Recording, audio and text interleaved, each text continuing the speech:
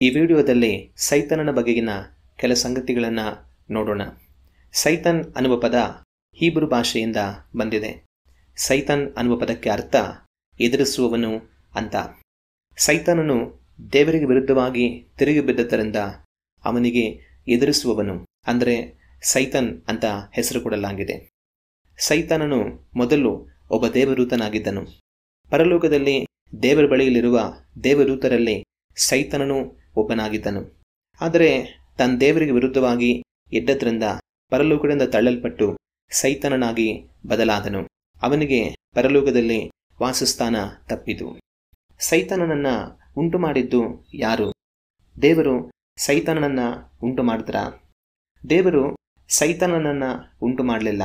ಆದರೆ ದೇವರು ಒಂದು ದೇವದೂತನನ್ನು ಉಂಟು ಮಾಡಿದ್ರು.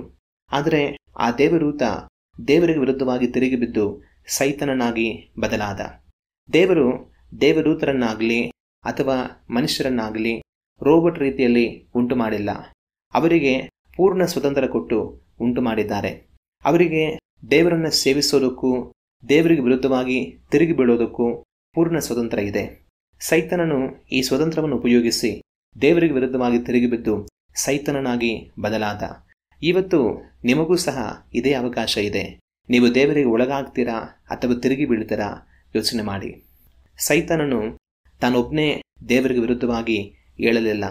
ಆದರೆ ಸೈತಾನನೊಟ್ಟಿಗೆ ಒಂದು ಗುಂಪು ದೇವದೂತರು ಸಹ ದೇವರಿಗೆ ವಿರುದ್ಧವಾಗಿ ಸೈತಾನನಿಗೆ ಬೆಂಬಲವಾಗಿ ಎದ್ರು. ಅವರೂ ಸಹ ಸೈತಾನನೊಟ್ಟಿಗೆ ಪರಲೋಕದಿಂದ ತಳ್ಳಲ್ಪಟ್ಟರು. ಅವರೇ ದುಷ್ಟಾತ್ಮಗಳಾಗಿ ದೆವ್ವಗಳಾಗಿ ಬದಲಾದರು. ಸೈತಾನನು ದೇವರಿಗೆ ವಿರುದ್ಧವಾಗಿ ಮಾಡಿದ ಪಾಪ ಏನೆಂದರೆ, ಸೈತಾನನು ಗರ್ವಪಟ್ಟು ತಾನೇ ದೇವರಾಗಬೇಕು ಅಂದ್ಕೊಂಡ. ದೇವರಿಗೆ ಸಲ್ಲುವ ಮಹಿಮೆ, ಘನ, ಮಾನ, ಸ್ತುತಿ, ಆರಾಧನೆಗಳು ತನಗೆ ಸಲ್ಲಬೇಕು ಅಂತ ಅಂದ್ಕೊಂಡ. ಒಂದು ಗುಂಪು ದೇವದೂತರು ಸೈತಾನನನ್ನು ಸೇವಿಸುವುದಕ್ಕೆ ತಮ್ಮನ್ನು ಒಪ್ಪಿಸಿಕೊಟ್ರು. ಆದ್ದರಿಂದ ದೇವರು ಸೈತಾನನನ್ನು, ಅವನಿಗೆ ಬೆಂಬಲ ಕೊಟ್ಟ ದೇವದೂತರನ್ನು ಪರಲೋಕದಿಂದ ತಳ್ಳಿಬಿಟ್ರು. ನರಕ ಸೈತಾನನಿಗಾಗಿನೂ ಮತ್ತು ಅವನ ದೂತರಿಗಾಗಿನೂ ಮಾಡಲ್ಪಡ್ತು. ಸೈತಾನನು ಮತ್ತು ಅವನ ದೂತರು ದೇವರಿಗೆ ವಿರೋಧವಾಗಿ ತಿರುಗಿಬಿದ್ದಾಗ ದೇವರು ನರಕವನ್ನು ಉಂಟು ಮಾಡಿ ಅವನನ್ನು ಅದರಲ್ಲಿ ಹಾಕಿ ದಂಡಿಸಬೇಕು ಅಂತ ಅದನ್ನಿಟ್ಟರು. ಆದರೆ ದೇವರು ತಕ್ಷಣ ಅವರನ್ನು ನರಕದಲ್ಲಿ ಹಾಕಿಬಿಡಲಿಲ್ಲ. ದೇವರು ಅವರನ್ನು ಸದ್ಯ ಬಿಡುವಾಗಿ ಬಿಟ್ಟಿದ್ದಾರೆ. ಒಂದು ದಿನ ಇದೆ, ಆಗ ದೇವರು ಅವರನ್ನು ನರಕದಲ್ಲಿ ಹಾಕ್ತಾರೆ. ಮನುಷ್ಯರು ಸಹ ಪಾಪ ಮಾಡ್ತಾ ಇದೇ ನರಕಕ್ಕೆ ಗುರಿಯಾಗಿದ್ದಾರೆ. ಸೈತಾನನು ಮತ್ತು ಅವನ ದೂತರು ಸದ್ಯ ಪರಲೋಕದಿಂದ ತಳ್ಳಲ್ಪಟ್ಟು ಮಧ್ಯ ಆಕಾಶದಲ್ಲಿದ್ದಾರೆ. ಅವರು ಈ ಭೂಮಿಯನ್ನೆಲ್ಲ ಸುತ್ತಿ ತಿರುಗಾಡ್ತಾ ಇರ್ತಾರೆ. ಒಂದು ದಿನ ದೇವರವರನ್ನು ನರಕಕ್ಕೆ ತಳ್ಳಿ ಅಲ್ಲಿ ಶಾಶ್ವತವಾಗಿ ದಂಡನೆಗೆ ಒಪ್ಪಿಸ್ತಾರೆ. ಸೈತಾನನು ದೇವರಿಗೆ ಸರಿಸಮಾನನಲ್ಲ. ಸೈತಾನನು ಇತರ ದೇವದೂತರಿಗೆ ಸಮಾನನು, ಆದರೆ ದೇವರಿಗೆ ಸರಿಸಮಾನನಲ್ಲ. ದೇವರು ಸೃಷ್ಟಿಕರ್ತನು. ಸೈತಾನನು ದೇವರಿಂದ ಸೃಷ್ಟಿ ಮಾಡಲ್ಪಟ್ಟಿರುವವನು. ದೇವರಿಗೆ ಸಕಲ ಬಲವುಂಟು. ಆತನು ಸರ್ವಶಕ್ತನು. ಯಾವುದೂ ದೇವರಿಗೆ ಅಸಾಧ್ಯವಲ್ಲ. ಸೈತಾನನಿಗೆ ಎಲ್ಲ ಬಲವಿಲ್ಲ. ಅವನಿಗೆ ದೇವದೂತರಿಗೆ ಇರುವಷ್ಟು ಬಲ ಮಾತ್ರ ಇದೆ. ಅವನಿಗೆ ಎಲ್ಲ ಸಾಧ್ಯವಾಗುವುದಿಲ್ಲ. ದೇವರಿಗೆ ಎಲ್ಲ ತಿಳಿದಿದೆ, ಸೈತಾನನಿಗೆ ಎಲ್ಲ ತಿಳಿದಿಲ್ಲ. ದೇವರು ಎಲ್ಲ ಕಡೆಗಳಲ್ಲಿಯೂ ಒಂದೇ ಸಮಯದಲ್ಲಿ ಇರುತ್ತಾರೆ. ಸೈತಾನನು ಎಲ್ಲ ಸ್ಥಳಗಳಲ್ಲಿ ಒಂದೇ ಸಮಯದಲ್ಲಿ ಇರೋಕೆ ಆಗೋದಿಲ್ಲ. ಕೊಲ್ಲುವ ಜೀವ ಕೊಡುವ ಅಧಿಕಾರ ಸೈತಾನನಿಗೆ ಇಲ್ಲ. ಕೊಲ್ಲುವ ಜೀವ ಕೊಡುವ ಅಧಿಕಾರ ದೇವರಿಗೆ ಮಾತ್ರ ಇದೆ. ಸೈತಾನನಿಗೆ ಬೈಬಲ್ನಲ್ಲಿ ಹಲವು ಹೆಸರುಗಳಿವೆ. ಲೂಸಿಫರ್, ಶೋಧಕನು, ಕೆಡುಕನು, ಪಿಶಾಚನು, ಘಟಸರ್ಪ, ಕಳ್ಳನು, ದೂರುಗಾರನು, ಇಹಲೋಕಾಧಿಪತಿ, ಈ ಪ್ರಪಂಚದ ದೇವರು, ಸುಳ್ಳುಗಾರನು, ಕೊಲೆಗಾರನು, ವಂಚಿಸುವವನು, ಅಂಧಕಾರದ ಲೋಕಾಧಿಪತಿ, ಆಪಾರಕ ದೂತನು, ಹೀಗೆ ಹಲವು ಹೆಸರುಗಳಿಂದ ಅವನನ್ನು ಕರೆಯಲಾಗುತ್ತೆ. ಸೈತಾನನು ಮತ್ತು ಅವನ ದೂತರ ಪಾಪಕ್ಕೆ ಕ್ಷಮೆಯಿಲ್ಲ. ಕಾರಣ ಅವರು ಉನ್ನತವಾದ ದೇವರ ಸನ್ನಿಧಿರಿದುಕೊಂಡು ದೇವರ ಸಕಲ ಬಲವನ್ನು, ದೇವರ ಸಕಲ ಮಹತ್ತನ್ನು ತಿಳಿದವರಾಗಿದ್ದು ದೇವರಿಗೆ ವಿರುದ್ಧವಾಗಿ ತಿರುಗಿ ಬಿದ್ದರೆ ತಮಗೆ ಏನಾಗುತ್ತೆ ಅನ್ನೋದು ಗೊತ್ತಿದ್ದು ತಮ್ಮನ್ನು ಕಠಿಣಪಡಿಸಿಕೊಂಡು ದೇವರಿಗೆ ವಿರುದ್ಧವಾಗಿ ತಿರುಗಿ ಬಿದ್ದರು. ಆದ್ದರಿಂದ ಅವರಿಗೆ ಕ್ಷಮೆಯಿಲ್ಲ. ಆದರೆ ಮನುಷ್ಯರ ಪಾಪವನ್ನು ದೇವರು ಕ್ಷಮಿಸಿ ತನ್ನ ಕುಮಾರನಾದ ಯೇಸು ಕ್ರಿಸ್ತನ ಮುಖಾಂತರ ಮನುಷ್ಯರಿಗೆ ರಕ್ಷಣೆಯನ್ನು ಏರ್ಪಡಿಸಿಕೊಟ್ರು. ಕಾರಣ ಮನುಷ್ಯರ ಪಾಪಕ್ಕೂ ಸೈತಾನನ ಪಾಪಕ್ಕೂ ವ್ಯತ್ಯಾಸವಿತ್ತು. ಸೈತಾನನು ಮನುಷ್ಯರ ವಿರೋಧಿ. ಸೈತಾನನು ಮನುಷ್ಯರು ಸಹ ತನ್ನಂತೆ ನರಕಕ್ಕೆ ತಳ್ಳಲ್ಪಟ್ಟು ಹಾಳಾಗಿ ಹೋಗಬೇಕು ಅನ್ನೋದು ಅವನ ಉದ್ದೇಶ. ದೇವರು ಆದಾಮ ಅವರನ್ನು ಉಂಟು ಮಾಡಿ ಏದೆನ್ ತೋಟದಲ್ಲಿ ಇಟ್ಟಿದ್ದಾಗ ಅವರು ಒಳ್ಳೆಯದರ ಕೆಟ್ಟದರ ಅರ್ಹನ ಹುಟ್ಟಿಸುವಂತ ಹಣ್ಣನ್ನು ತಿಂದು ದೇವರಿಗೆ ಅವಿಧೇಯರಾಗುವಂತೆ ಅವರನ್ನ ಪ್ರೇರೇಪಿಸಿದ್ದು ಸೈತಾನನು. ಇದರ ಮುಖಾಂತರ ಮನುಷ್ಯರು ದೇವರಿಂದ ದೂರಾಗಿ ಪಾಪಕ್ಕೆ ಒಳಗಾಗಿ ಶಾಪಕ್ಕೂ ಮರಣಕ್ಕೂ ಗುರಿಯಾದರು. ಇವತ್ತು ಸಹ ಸೈತಾನನು ದೇವರಿಗೆ ವಿರುದ್ಧವಾಗಿ ಪಾಪ ಮಾಡಿ ನರಕ ದಂಡನೆಗೆ ಗುರಿಯಾಗಿ ನಾಶವಾಗಿ ಹೋಗುವಂತೆ ಮನುಷ್ಯರನ್ನ ಪ್ರೇರೇಪಿಸ್ತಾನೆ ಇದ್ದಾನೆ. ಪಾಪಕ್ಕೆ ಪ್ರೇರೇಪಿಸೋ ಸೈತಾನನಿಗೆ ಕಿವಿಗೊಡ್ತೀರಾ, ಇಲ್ಲ ಪರಿಶುದ್ಧತೆಗೆ ಪ್ರೇರೇಪಿಸೋ ದೇವರಾತ್ಮನಿಗೆ ಕಿವಿಗೊಡ್ತೀರಾ? ಯೋಚನೆ ಮಾಡಿ. ಸೈತಾನನಿಗೆ ಮನುಷ್ಯರ ಮೇಲೆ ವಿರೋಧ ಯಾಕೆ? ಮನುಷ್ಯರು ದೇವರಿಗೆ ವಿರುದ್ಧವಾಗಿ ಪಾಪ ಮಾಡಿ ತನ್ನಂತೆ ನರಕಕ್ಕೆ ಗುರಿಯಾಗಬೇಕು ಅಂತ ಸೈತಾನ್ ಯಾಕೆ ಬಯಸ್ತಾನೆ?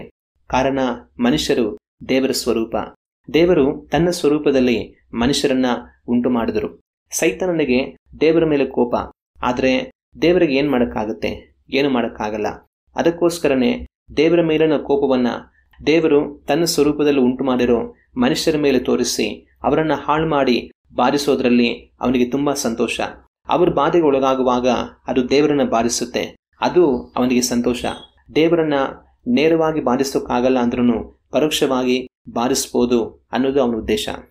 ಸೈತಾನನು ಮನುಷ್ಯರನ್ನ ಸೋಲಿಸಿ ಅವರ ಪಾಪಕ್ಕೂ ಶಾಪಕ್ಕೂ ಮರಣಕ್ಕೂ ಒಳಗಾಗುವುದಕ್ಕೆ ಕಾರಣನಾದನು. ಆದರೆ ದೇವರ ಕುಮಾರನಾದ ಯೇಸು ಕ್ರಿಸ್ತನು ಮನುಷ್ಯನಾಗಿ ಬಂದು ಸೈತಾನನನ್ನು ಜಯಿಸಿ ಮನುಷ್ಯರನ್ನು ಪಾಪದಿಂದಲೂ ಶಾಪದಿಂದಲೂ ಮರಣದಿಂದಲೂ ಬಿಡಿಸಿ ಪರಿಶುದ್ಧರಾಗಿಯೂ ಆಶೀರ್ವದಿಸಲ್ಪಟ್ಟವರಾಗಿಯೂ ನಿತ್ಯ ಜೀವಕ್ಕೆ ಬಾಧ್ಯರಾಗಿಯೂ ಮಾಡಿದರು. ಯೇಸು ಕ್ರಿಸ್ತನು ಶಿಲುಬೆಯ ಮರಣ ಮತ್ತು ಪುನರುತ್ಥಾನದ ಮುಖಾಂತರ ಸೈತಾನನ ತಲೆಯನ್ನು ಜಜ್ಜಿದ್ದಾರೆ, ಅವನ ಮೇಲೆ ಜಯವನ್ನು ಸಾಧಿಸಿದ್ದಾರೆ. ಸೈತಾನನು ಈಗಾಗಲೇ ಸೋಲಿಸಲ್ಪಟ್ಟಿರುವ ಶತ್ರು. ಹಲ್ಲು ಕಿತ್ತಿರೋ ಹಾವು, ಹಲ್ಲು ಕಿತ್ತಿರೋ ಹಾವಿಂದ ಏನು ಮಾಡೋಕ್ಕಾಗುತ್ತೆ? ಏನೂ ಇಲ್ಲ. ಅದರಂತೆ ಸೈತಾನ್ ಕೂಡ ಯೇಸು ಕ್ರಿಸ್ತನು ಅವನನ್ನು ಜಯಿಸಿದ್ದಾರೆ. ಆತನ ಮುಂದೆ ಅವನದು ಏನೂ ನಡೆಯಲ್ಲ. ಅವನ ಸಮಯ ಬರುವಾಗ ಅವನ್ನ ತಗೊಂಡು ನರಕದಲ್ಲಿ ಹಾಕ್ತಾರೆ. ಯೇಸು ಕ್ರಿಸ್ತನ ಹೆಸರಲ್ಲಿ ಸೈತಾನನು ಮತ್ತು ಅವನ ದೂತರು ನಡಿಗೆ ಓಡ್ತಾರೆ. ಕಾರಣ ಆತನು ಅವರನ್ನು ಜಯಿಸಿದ್ದಾನೆ ಮತ್ತು ಆತನ ಹೆಸರಲ್ಲಿ ಅಷ್ಟು ಮಹತ್ವ ಇದೆ. ಯೇಸು ಕ್ರಿಸ್ತನಲ್ಲಿ ನಂಬಿಕೆ ಇಟ್ಟು ತಮ್ಮ ಪಾಪಗಳಿಂದ ಬಿಡುಗಡೆ ಹೊಂದಿಕೊಂಡು ಪವಿತ್ರಾತ್ಮ ಭರಿತರಾಗಿ ದೇವರ ವಾಕ್ಯವನ್ನು ಕೈಗೊಂಡು ದೇವರ ಮಕ್ಕಳಾಗಿ ಜೀವಿಸ್ತಾ ಇರೋರೆಲ್ಲರೂ ಸೈತಾನನನ್ನು ಅವನ ದೂತರನ್ನು ಯೇಸು ಕ್ರಿಸ್ತನ ಹೆಸರಲ್ಲಿ ಓಡಿಸಬಹುದು. ಆತನು ತನ್ನ ಜನಗಳಿಗೆ ಅಧಿಕಾರವನ್ನು ಕೊಟ್ಟಿದ್ದಾನೆ. ಯೇಸು ಕ್ರಿಸ್ತನಲ್ಲಿ ನಂಬಿಕೆ ಇಟ್ಟು ದೇವರ ಮಕ್ಕಳಾಗಿ ಜೀವಿಸ್ತಾ ಇರೋರನ್ನ ಯಾರನ್ನು ಸೈತಾನನಾಗಲಿ ಅವನ ದೂತರಾಗಲಿ ಮುಟ್ಟೋದಕ್ಕೆ ಸಾಧ್ಯವಿಲ್ಲ. ಒಂದು ವೇಳೆ ಅವರ ತಲೆಯಿಂದ ಒಂದು ತಲೆ ಕೂದಲನ್ನಾದರೂ ಕಿತ್ತಾಕಬೇಕು ಅಂದ್ರೂ ಅವರು ಹೋಗಿ ದೇವರ ಹತ್ರ ಅಪ್ಪಣೆ ಕೇಳ್ಕೊಂಡು ಬರಬೇಕು, ಇಲ್ಲ ಅಂದರೆ ಆಗಲ್ಲ. ಆದರೆ ದೇವರು ಯಾವುದಕ್ಕೆಲ್ಲ ಅಪ್ಪಣೆ ಕೊಡ್ತಾರೋ ಅವುಗಳನ್ನು ಮಾಡೋದಕ್ಕೆ ಅವರಿಗೆ ಸಾಧ್ಯ. ಕೆಲವೊಂದು ಸಾರಿ ದೇವರು ಕೆಲವು ಕಾರ್ಯಗಳ ಮೇಲೆ ಅವರಿಗೆ ಅವಕಾಶ ಕೊಡ್ತಾರೆ. ಅದನ್ನೇ ನಾವು ಸೈತಾನನ ಶೋಧನೆ ಅಂತೇವೆ. ಆದರೆ ಆ ಸಮಯಗಳಲ್ಲಿ ಅವುಗಳನ್ನು ಜಯಿಸೋದಕ್ಕೆ ದೇವರು ನಮಗೆ ಬಲವನ್ನು ಸಹ ಕೊಡ್ತಾರೆ. ಸೈತಾನನಿಗೆ ಬೈಬಲ್ ಗೊತ್ತು. ಅವನು ಯೇಸು ಕ್ರಿಸ್ತನನ್ನು ಶೋಧಿಸುವಾಗ ಕಲ್ಲನ್ನು ರೊಟ್ಟಿ ಮಾಡಿ ತಿನ್ನು ಅಂತ ಯೇಸು ಕ್ರಿಸ್ತನಿಗೆ ಹೇಳ್ತಾನೆ. ಯೇಸು ಕ್ರಿಸ್ತನು ತನಗೆ ವಾಕ್ಯವನ್ನು ಹೇಳ್ತಾ, ಮನುಷ್ಯ ರೊಟ್ಟಿ ತಿಂದ ಮಾತ್ರದಿಂದ ಬದುಕೋದಿಲ್ಲ, ದೇವರ ಬಾಯಿಂದ ಬರೋ ಪ್ರತಿಯೊಂದು ಮಾತಿನಿಂದನೂ ಬದುಕ್ತಾನೆ ಅಂತ ಹೇಳ್ತಾರೆ. ನಂತರ ಅವನು ಆತನನ್ನು ದೇವಾಲಯದ ಮೇಲೆ ಕರ್ಕೊಂಡು ಹೋಗಿ, ಇಲ್ಲಿನ ದುಮುಕು ವಾಕ್ಯದಲ್ಲಿ ಇದೆಯಲ್ಲ, ದೂತರು ನಿನ್ನ ಕಾಲು ಕಲ್ಲಿಗೆ ತಗಲಿತು ಅಂತ ಕೈಗಳಲ್ಲಿ ಎತ್ತುಕೊಳ್ತಾರೆ ಅಂತ ಅಂತಾನೆ. ಇಲ್ಲಿ ಸೈತಾನನು ಯೇಸು ಕ್ರಿಸ್ತನು ವಾಕ್ಯ ಹೇಳಿದ್ದಕ್ಕೆ ತಾನೂ ವಾಕ್ಯವನ್ನು ಹೇಳಿ ಯೇಸು ಕ್ರಿಸ್ತನನ್ನು ವಂಚಿಸೋದಕ್ಕೆ ಪ್ರಯತ್ನ ಮಾಡ್ತಾನೆ. ಆದರೆ ಯೇಸು ಕ್ರಿಸ್ತನು ಸೈತಾನನನ್ನು ಮತ್ತೆ ಬೇರೆ ವಾಕ್ಯದಿಂದ ಜಯಿಸ್ತಾರೆ. ಸೈತಾನನಿಗೆ ವಾಕ್ಯ ಗೊತ್ತು. ಅವನು ಅದನ್ನು ತಪ್ಪಾದ ರೀತಿಯಲ್ಲಿ ತೋರಿಸಿಕೊಟ್ಟು ನಮ್ಮನ್ನು ವಂಚಿಸೋದಕ್ಕೆ ಪ್ರಯತ್ನ ಮಾಡ್ತಾನೆ. ಇವತ್ತಿನ ಎಷ್ಟೋ ಕಳ್ಳ ಉಪದೇಶಗಳಿಗೆ ಇದೇ ಕಾರಣ. ಆದರೆ ಯೇಸು ಕ್ರಿಸ್ತನಂತೆ ನಾವು ಪರಿಶುದ್ಧಾತ್ಮರ ಸಹಾಯದಿಂದ ಅಂಥ ಕಳ್ಳ ಉಪದೇಶಗಳನ್ನು ಜಯಿಸೋದ್ರಲ್ಲಿ ಎಚ್ಚರವಾಗಿರಬೇಕು. ಸೈತಾನನು ಪೇತ್ರನ ಮುಖಾಂತರ ಯೇಸು ಕ್ರಿಸ್ತನನ್ನು ಶಿಲುಬೆಗೆ ಹೋಗದಂತೆ ತಡೆಯೋದಕ್ಕೆ ಪ್ರಯತ್ನ ಮಾಡ್ತಾನೆ. ಯೇಸು ಕ್ರಿಸ್ತನು ತಾನು ಶಿಲುಬೆ ಪಾಡಿಗೆ ಒಪ್ಪಿಸಲ್ಪಟ್ಟು ಮರಣ ಹೊಂದಿ 3ನೇ ದಿನದಲ್ಲಿ ಜೀವದಿಂದ ಎಬ್ಬಿಸಲ್ಪಡ್ತೀನಿ ಅಂತ ಹೇಳಿದಾಗ ಪೇತ್ರನು, ಸ್ವಾಮಿ, ದೇವರು ನನ್ನನ್ನು ಕಾಯಲಿ, ನಿನಗೆ ಹಂಗೆ ಯಾವತ್ತೂ ಆಗಬಾರ್ದು ಅಂತ ಹೇಳ್ತಾನೆ. ಆದರೆ ಇದನ್ನು ಪೇತ್ರನು ತಾನೇ ಹೇಳೋದಿಲ್ಲ. ಆದರೆ ಇದನ್ನು ಹೇಳೋ ಹಾಗೆ ಪ್ರೇರೇಪಣೆ ಕೊಟ್ಟಿದ್ದು ಸೈತಾನನು. ಯೇಸು ಕ್ರಿಸ್ತನು ಪೇತ್ರನನ್ನು ನೋಡಿ, ಸೈತಾನನೇ, ನನ್ನ ಮುಂದೆ ನಿಲ್ಲಬೇಡ, ನಡಿ, ನೀನು ನನಗೆ ವಿಘ್ನವಾಗಿದ್ದಿ, ನಿನ್ನ ಯೋಚನೆ ಮನುಷ್ಯರ ಯೋಚನೆ ಹೊರತು ದೇವರದಲ್ಲ ಅಂತ ಹೇಳ್ತಾರೆ. ಇದೇ ರೀತಿ ಸೈತಾನನು ಇವತ್ತು ಸಹ ನಮಗೆ ಬೇಕಾದವ್ರ ಮುಖಾಂತರವೇ ನಮಗೆ ದೇವರ ಆಲೋಚನೆಗಳಿಗೆ ವಿರುದ್ಧವಾದ ಕಾರ್ಯಗಳನ್ನು ಮಾಡುವಂತೆ ಪ್ರೇರೇಪಿಸಬಹುದು. ನಾವು ಎಚ್ಚರಿಕೆಯಾಗಿರಬೇಕು. ಸೈತಾನನಿಗೆ ನಾವು ಅವಕಾಶ ಕೊಡದ ಹಾಗೆ ಎಚ್ಚರವಾಗಿರಬೇಕು. ಬೈಬಲ್ ಸೈತಾನನಿಗೆ ಅವಕಾಶ ಕೊಡಬೇಡಿ ಅಂತ ನಮಗೆ ಎಚ್ಚರಿಸುತ್ತೆ. ಸೈತಾನನು ನಾವೇನಾದರೂ ನಮ್ಮ ಜೀವಿತದಲ್ಲಿ ಆಗಲಿ, ನಮ್ಮ ಕುಟುಂಬಗಳಲ್ಲಿ ಆಗಲಿ, ನಮ್ಮ ಕೆಲಸಗಳಲ್ಲಿ ಆಗಲಿ, ಇತರ ಯಾವುದರಲ್ಲೇ ಆಗಲಿ ಅವನಿಗೆ ಅವಕಾಶ ಕೊಡ್ತೀವ ಅಂತ ಕಾಯ್ತಾ ಇರ್ತಾನೆ. ನಾವು ಯಾವಾಗ ದೇವರ ವಾಕ್ಯದಿಂದ ತಪ್ಪಿ ಹೋಗ್ತೀವೋ ಆವಾಗ ಅವನು ನಮ್ಮಲ್ಲಿ ಕ್ರಿಯೆ ಮಾಡೋದಕ್ಕೆ ಅವಕಾಶವಿರುತ್ತೆ. ಆದ್ದರಿಂದ ನಾವು ಸೈತಾನನಿಗೆ ಯಾವ ರೀತಿಯಲ್ಲೂ ಅವಕಾಶ ಕೊಡದೆ ದೇವರ ವಾಕ್ಯದಲ್ಲಿ ದೃಢವಾಗಿ ನಿಂತು ಜೀವಿಸಬೇಕು.